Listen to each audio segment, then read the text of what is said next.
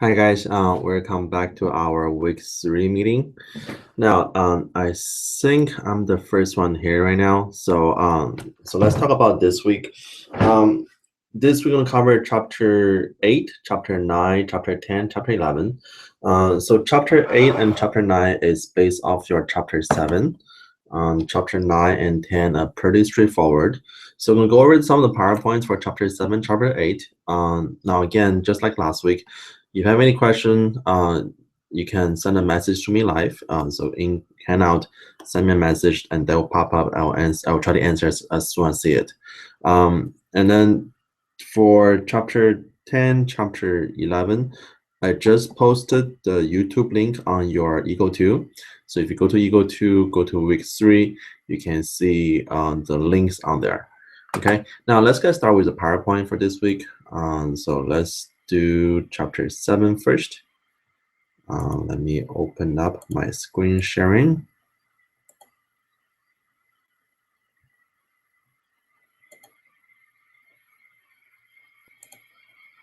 All right, here we go. Chapter 7, chapter 8. All right, so also guys, one more thing. If you do want a copy of the PowerPoints, send me an email. I'll send you back with the PowerPoint attached. Okay. All right. So chapter 8 is the application for cost of taxation. So there is always a cost associated with tax. And then for tax, don't think this as your income tax or your what you call those things. I'm drawing blank here. Income tax, your FICA tax. Think this as your sales tax. So tax is the difference between how much you pay and how much seller receive. Now the book has many different definitions, but just remember what I said. So the tax is the difference between how much buyer pays and how much seller receive. So you pay $11 for the good, and then after tax, the seller only receive $10. So difference of $1 that be the tax for the good. All right. So for this market over here, this PE, that was our equilibrium. So equilibrium point at PE, that's the price. And then the buyer price will be the one above PE. So PB, that's your buyer price. And then PS, that's your seller price. So buyer pays over here, seller receive over here. And this difference is the size of the tax. And I also noticed that every time you have a tax, the quantity is always less. So before the quantity was at this point, and then now with the tax, you have QT now. QT is to the left of QE, so QT is less. That actually makes a lot of sense. When you have a tax, with any tax, you're going to increase the price buyer pays, so buyer want to buy less, and also you decrease the price seller receive, therefore seller want to sell less. So buy less, sell less, eventually quantity goes down. Okay, so tax, again, tax will decrease the size of the market because the quantity goes down. Now, for the tax revenue is the total amount of money government collect. So for tax revenue, we're going to take the size of the tax, so the T over here, multiplied by the quantity. So T times Q, that is the quantity for the tax. Let me make sure one more thing that my setup is correct.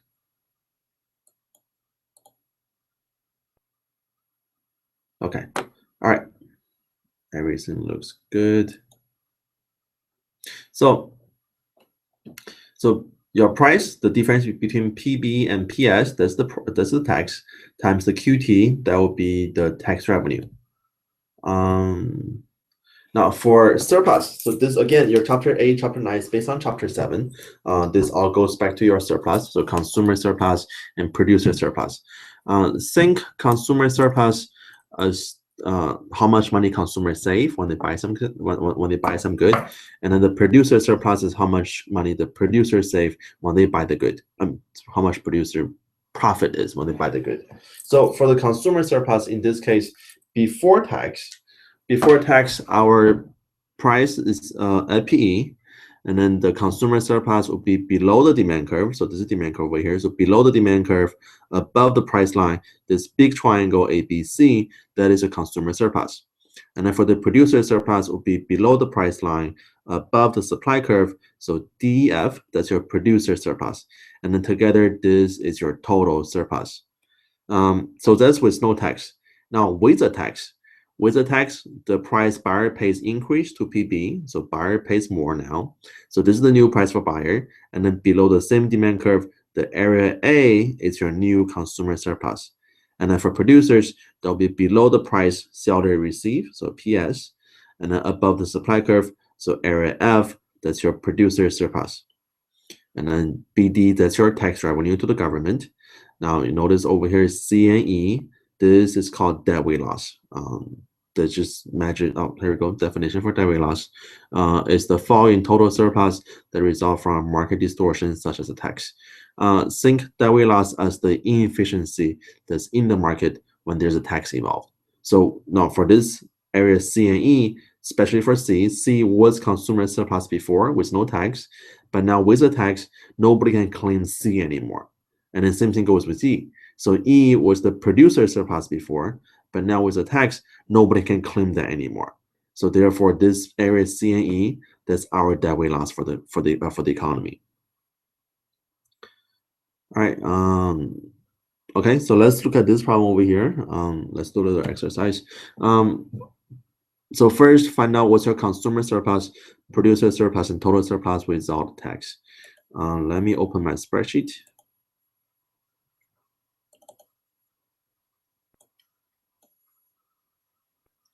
I have too many windows open. All right. So for the consumer surplus, again, is the area below your demand curve, above the price line. That's your consumer surplus. So it will be this triangle over here. So that'll be below the 400, above 200. So your vertical distance is 200, and then your horizontal distance so equals to 200. It might be too small. Let me make it a little bigger. All right, much better. So the vertical distance is 200. The horizontal distance, that will be from 0 to 100. So 100 divided by 2. For consumer surplus is 10,000. And then for producer surplus, this, we're going to go the lower triangle. So that will be below the price line, above the supply curve. So that will be 200 times 10,000. 1,100 divided by 2, again, is 10,000. Your total surplus is your consumer surplus plus your producer surplus. The total surplus. Now, for part B, if there's a $100 tax per ticket, compute your new consumer surplus, producer surplus, and total surplus.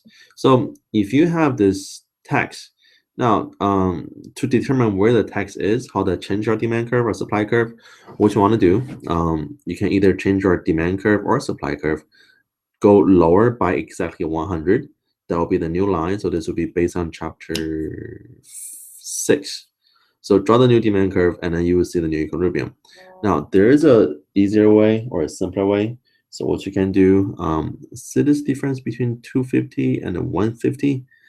The difference between how much buyer pays and how much seller receive, that's exactly the tax. And then on your next test, when you guys see this type of question, it will show you the new graph. So you don't have to figure out on your own how to draw the new supply demand curve. You're gonna see the existing one on there. But in this case over here, when the tax increased to 100, the price for buyer will be at 250. So the vertical distance will be from 400 to 250. That will be 150. So 150 times. Now the horizontal distance, you can go from 0 to 75 now, because you're going to stop at this point right here. So 0 to 75 is 75 divided by 2. So consumer surplus is 56.25. And then for producer surplus, this will go down to 150. So you go from 150 times the horizontal distance from 0 to 75, so 75, and then divided by 2, that'll be 56.25 again. Tax revenue, so the tax revenue, the tax per unit is 100, and then the total quantity we're gonna sell would be from 0 to 75, so that will be 7,500. That's your tax revenue. And then to find your total surplus, that will equals to your consumer surplus plus producer surplus plus tax revenue. This is your total surplus. Now the deadweight loss will be this small triangle over here. So base times height. So the small triangle, the vertical distance is 100, horizontal distance is 25. 100 times 25, and then divided by 2, that will be 1250. So that will be our deadweight loss. All right, so that's how you do this problem over here. Let's keep going. Is anybody online now? Okay, we have 4 viewers. Guys, once you on here, what the system will do, it will recognize who's here. So if you look over here, see all these people. So everybody here. When you are here, remember you get your extra credit. So by end of the quarter or end of the semester, when I do the final grade, every time you join this online meeting live, you get 2 extra points on your final grade. So that's a lot. That's a big help. So if you can join all meetings, so you're gonna have 2 more. That's 8 extra points on the final. Not the final test, but the final average. So if your final average, let's say you get a I don't know, 82. If it's 8 points extra, that's a 90. So you're gonna get 8 for the class. Okay, so this will definitely help you. So keep logging. Okay. Now let's continue with our lecture.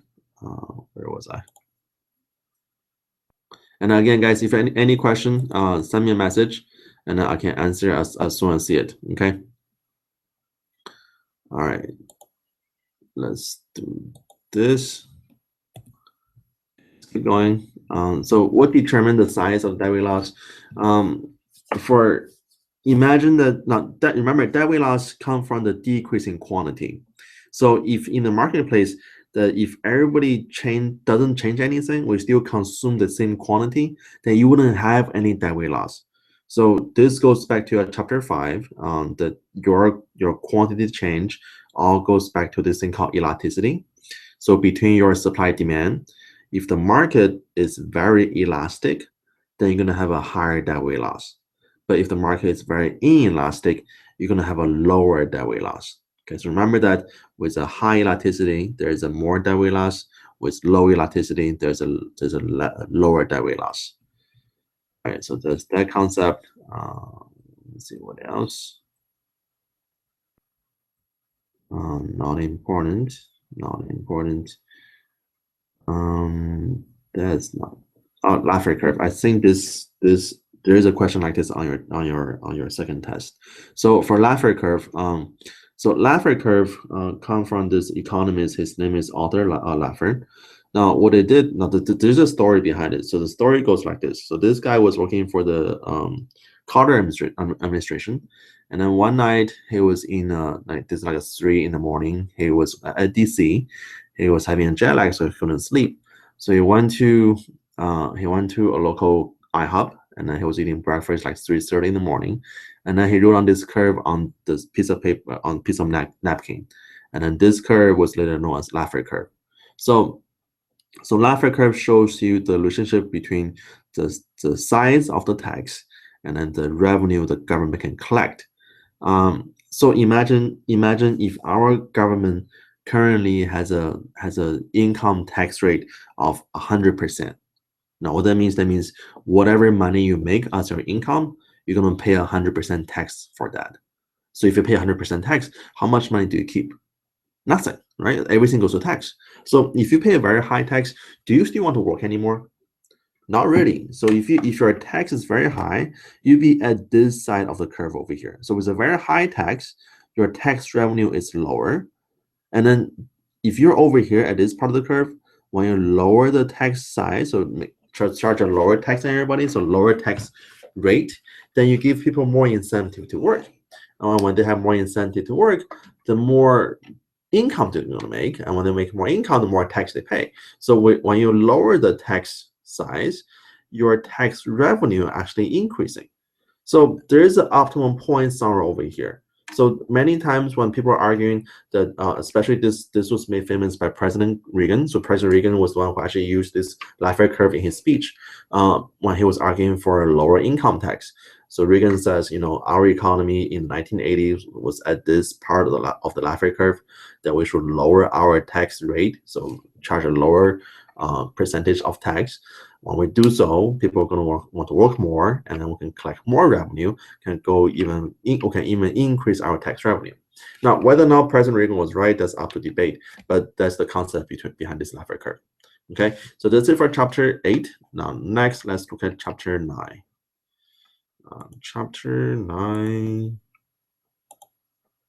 All right, so chapter 9 is on international trade. Trade is just based on import-export. So what do you buy from somebody else, and what do they buy from you? And then if you remember from chapter 3, trade is all based on this comparative advantage. But in this chapter, I'm going to introduce a new term called the world price. So imagine that somewhere in the world, there's one established price for everything.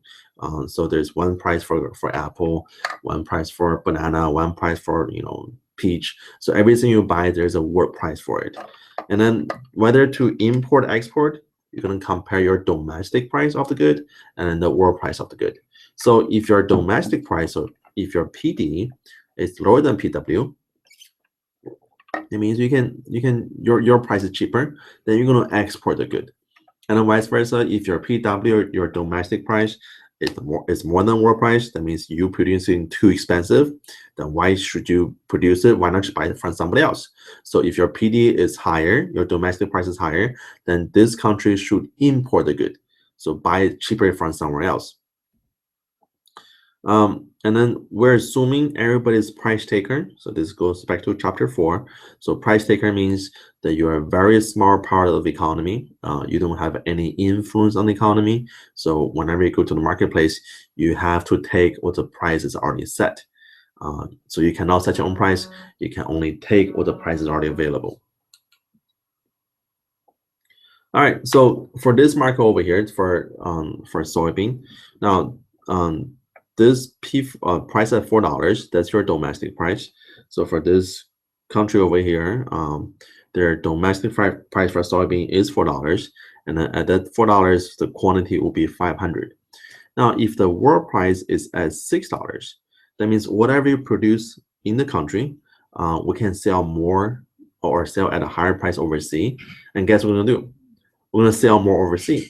So when you have a higher world price, we're gonna export the good. So the price for the economy, it will increase from $4 to $6. At $6, your supply will be, your quantity supplied is higher. So at $6, then we're going to supply total of 750 units, but the demand is lower now. So the quantity demand is only 300. So we supply 750. And our domestic consumer only buys 300. That means our export will be the difference between these two. So exporting 450 good. Okay. Now, let's look at the surplus. So for surplus, before trade, let me see if this does better. All right, so before trade, your consumer surplus is the area between A and B. That's the triangle below your demand curve above the price line. So A and B was your consumer surplus before trade. And then producer surplus will be this triangle C over here. So that's your below the price line above supply curve. Now, when you have a higher world price and then you're actually exporting the good, the domestic price goes away, and then the world price will become your new domestic price. So before trade, the price for soybean in the country was at $4, but now with trade, the soybean price in the country becomes $6. At $6, your consumer surplus is only area A now, so consumer surplus decrease, but your producer surplus is area B, D, and C. So consumer does suffer because the price went up. I mean, if you're a consumer, before you were paying $4 and now you're paying $6, so you're worse off. But for producers, you're better off because for producers, you can sell more good at a higher price. So your total surplus is area A, B, C, and D. Now notice this area D over here. The before trade, it was the total surplus was only A, B, and C. But now with trade, we have an extra area D over here. So this area D, we call this one gain from trade. And that's why we trade. So because you have this extra gain, you didn't have it before, but now with trade, you have it. All right, let's look at this problem over here. So this is a little different. So without trade, price for domestic was 3,000, quantity was 400, and then in the world market, the world price is 1,500. So if your world price is lower than domestic price, then country will want to import the good because everybody else produce cheaper. Then we're going to buy from somebody else. So with import, then our let me check one more thing.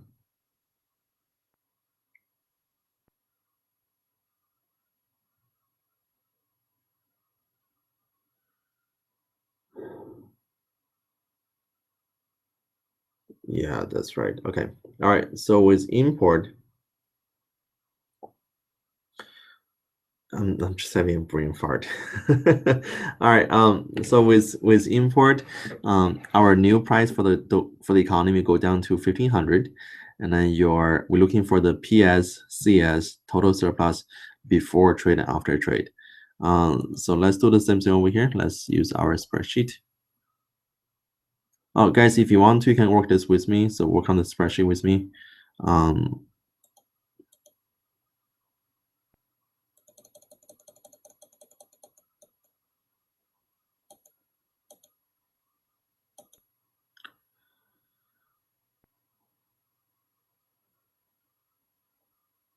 I don't think we're supposed to use numbers. I think the question was just giving us, okay, areas. There we go. That's easier. Never mind, no numbers. All right. So again, before trade, your consumer surplus was area A because that's your price line before. So above price, below demand curve, that's your consumer surplus. And then for producer surplus will be area B and C. That's before trade. So your total surplus before trade was A, B, and C. And then with trade, your price line goes down to 1,500. And then this will be the import you're going to do. But your new consumer surplus is A, B, and D. Your producer surplus is only C. So with trade, consumer gains and producer lose. I mean, with import. So remember this, when you import, consumer gains. When you export, producer gains. Okay. All right. Let's continue. Tariff. Tariff is a tax on import. So now we don't have much tariff over here in America, but if you do go to other countries, they do have tariff. Like for example, in China, China has a tariff on imported cars. So for every car that's made in overseas, if you want to sell them in China, there's about 100% tax on it. So for example, if you want to buy a Hummer over here, before it costs you about $55,000. And then if you buy the Hummer in China, it will cost you about $110,000. So those imported cars are more expensive. Now, for this question over here, suppose our world price is currently at $20, and then tariff is $10.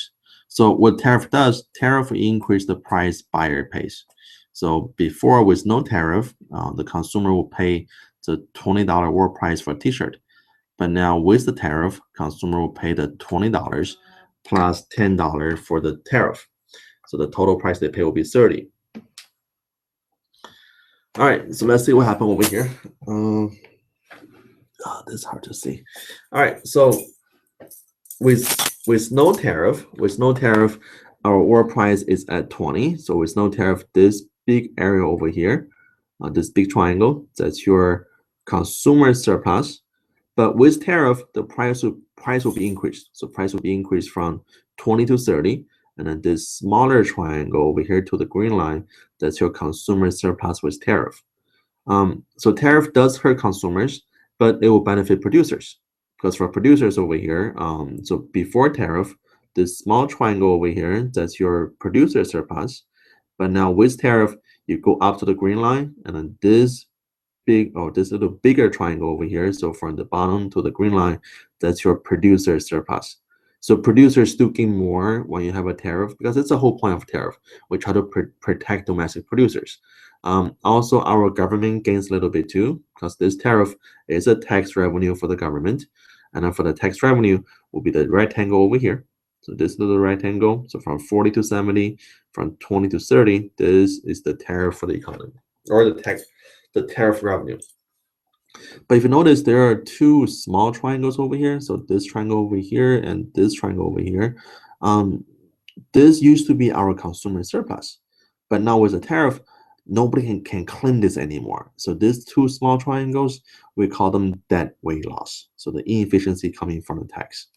So the downside of a tariff that you do have that weight loss. Okay, so look at this carefully. So before trade, your consumer surplus is A, B, C, D, E, F, and then producer surplus only area G, and then total surplus is everything altogether. Now with tariff, your consumer surplus is only A and B, producer surplus is C and G, government revenue is E, and then D and F, they're our debt weight loss. So if you have even though your tariff will protect your domestic producers, but it will create more inefficiency in the economy. Okay. Does anybody have any question at this point? No, no questions. All right, then we'll just continue. Okay. We have 10 people. All right. We're gonna skip this. That's not really important. I don't think there might be one or two of these questions on your homework, but I don't think any of this will be on the test. Okay. I'll make sure to know what's a NAFTA. So NAFTA is the North American Free Trade Agreement. So that's set up in 1993. That means between countries like your Canada, US, and Mexico, between these three countries, there is no tariff. So everybody has free trade. Okay. All right. So that's it for chapter 9. Now, next, let's look at chapter 10.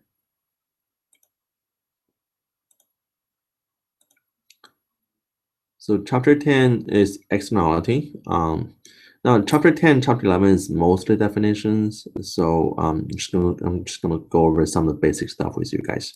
So externality, externality is the.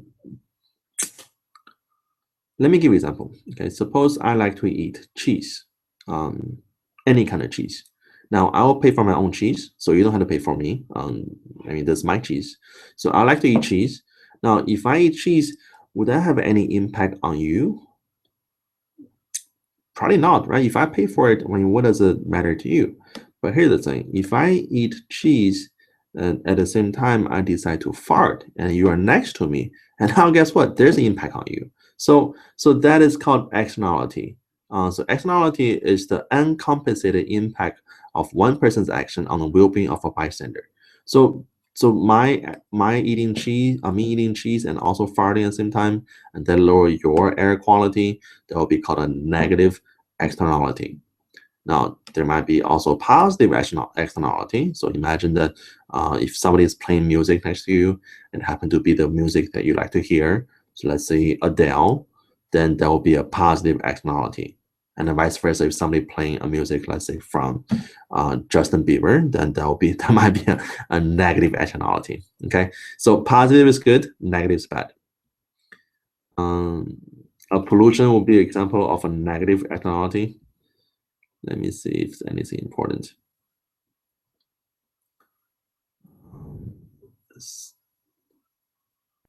Make sure to know the difference between the social value and then profit value. So a private value. So whenever you have a positive externality, there's always your social value is always more than your private value. Now, let's use education for example. As an entire society, we want you guys to be educated because the better education you have, the better job you will have, and then therefore you're going to make a higher income. And for the entire society, the more income you make, the more tax you pay. So therefore, as an entire society, they will want you to be educated. So your education, the social value, is more to the entire society than to your individually. So your private value is lower. Okay, make sense? So your private value is your extra income, and the social value is your extra income plus everything else, like the extra tax you pay, the extra stuff you buy. So all those together, that's the social value. So for any positive externality, your social value is always higher than private value. Now, to show a higher social value, your social value demand curve is always to the right of your private demand curve. So the blue line over here, that's a private demand curve. The green line, that's your social demand curve. Okay, let's see. I just posted your chapter 10 assignment help on D2L, not D2, on Eagle 2. So if you go into Eagle 2, click on chapter 10 assignment help, that will show you some of the example question we have on Applia that I work out on YouTube. So look at those, have any question, let me know, okay? And I think chapter 10 is a pretty easy chapter, so it's not that much information. I think that's it for chapter 10. Now next, look at chapter 11.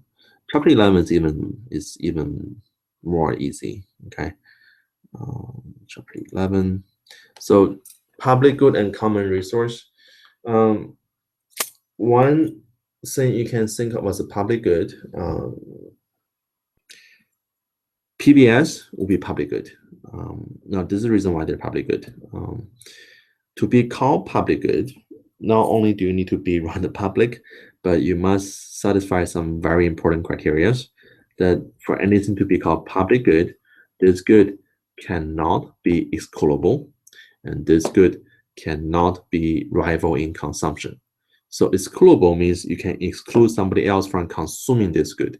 So let's say for PBS, can we stop your neighbor from watching PBS?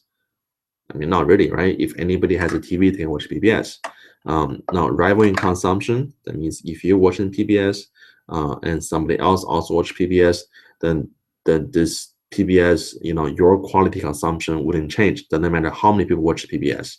So that's called rival in consumption. Now, there are other good that's not public good. So if you can think of parks, now park like a public park. So let's say Herman Park. So Herman Park, we call them public park because it's run by the public, but in the sense of economics, Herman Park is not a public good. Now, first of all, Herman Park can it be excludable? No, right? Everybody can go there. So Herman Park is not excludable. So it's fine on the first requirement. But for the second requirement, does Herman Park suffers from rival in consumption? That means if too many people all use it at the same time, does it diminish your quality of consumption of Herman Park? So now, why do we go to Herman Park? Probably go see nature, go to the Miller Auto Theater, or go catch up Pokemons. By the way, if you guys are playing Pokemon right now, just let you know I'm on level 20. Okay, so if you go to Herman Park, let's say at 10 at night, if you see a Asian guy in his 30s play Pokemon in the dark, that's probably me. All right, now so Herman Park does suffer from rival in consumption. Therefore, Herman Park is not a public good. Now we have this 4 category over here, so make sure you know what they are. So a private good is something that's both excludable and then rival in consumption. So for example, food. Now, if you buy your food, that's your food, nobody else can have it. Therefore, that's excludable. And also, once you eat your food, it's gone. So that will be rival in consumption. Or vice versa, if somebody else eats your food, then you don't have them anymore. Therefore, it's rival in consumption. And then public good is on the other extreme, so not excludable, not rival in consumption. So some examples we have, PBS, TVs, FM radios, and the national defense. Those would be the public good. Now, and then we have common resource. So common resource will be rival, but not excludable. So your Herman Park, that will be common resource. And then last one is a club goods. So that's excludable, but not rival. So cable TV, now you had to pay to watch cable TV. Therefore, it is excludable, but it doesn't matter how many people watch the cable TV, your quality will stay the same. Therefore, that's not rival. Okay, so make sure you know the difference between these 4 good, and that will be on the test. Okay. Now know what's a free rider. You can also call this freeloader. So for anybody who enjoy the benefit but don't pay for it, you are a free rider. And then I believe for almost everybody, most of you guys over here, you're all free rider. This is the reason why. Okay. PBS has many good shows on it, like Sesame Street, and then Reading Rainbow. I used to watch this when I was a kid. What's that guy's name? Mr. Rogers' Neighborhood. Remember that? And then there was another show about this Chinese cat. God, what's the name? I can't remember that. But all those are very good shows. So we all used to watch them, or you probably you guys, some of you probably still watch them now. But do you ever remember writing a check to PBS? Not many people, right? So most people, when you watch PBS, we don't write them a check, but you're supposed to pay for it. I mean, you're supposed to donate money for it. So for people who enjoy PBS but don't pay for it, we're called a free rider. Okay. All right. Let me see. Anything else to talk about?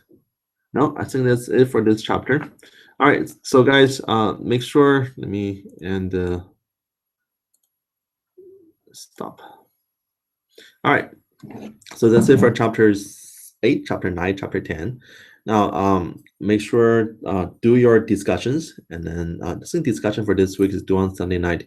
So don't be late. I know I uploaded late yesterday, but your discussion will be due on Sunday night, and then your D2L are due on Sunday night as well. Applia due on Sunday night. So work on those. And then have any question, let me know. Either send me an email or send me a message on Hangout. And then I usually respond very fast. So if nothing else, we're going to end this week's meeting early. And then if you do have questions, let me know. Again, send me an email or send me a message on Hangout. All right, guys. So good luck on your assignment. And then let me see. Somebody just sent me a message. So Kaya asked me when we'll post practice assignment for exam 2. If you guys wanted to, I can post them this week so you can get a start early. Okay. So check for it sometime later tonight. I will post your practice questions for each chapter. It won't be under this week's view. It will be under next week's view. But if you change your view on your Applia, you will see it. Okay. So I will post them on Applia so you'll be able to work on it. All right. Any other questions, guys? No questions? All right. So good luck on your assignment. I will see you guys next week. Bye-bye.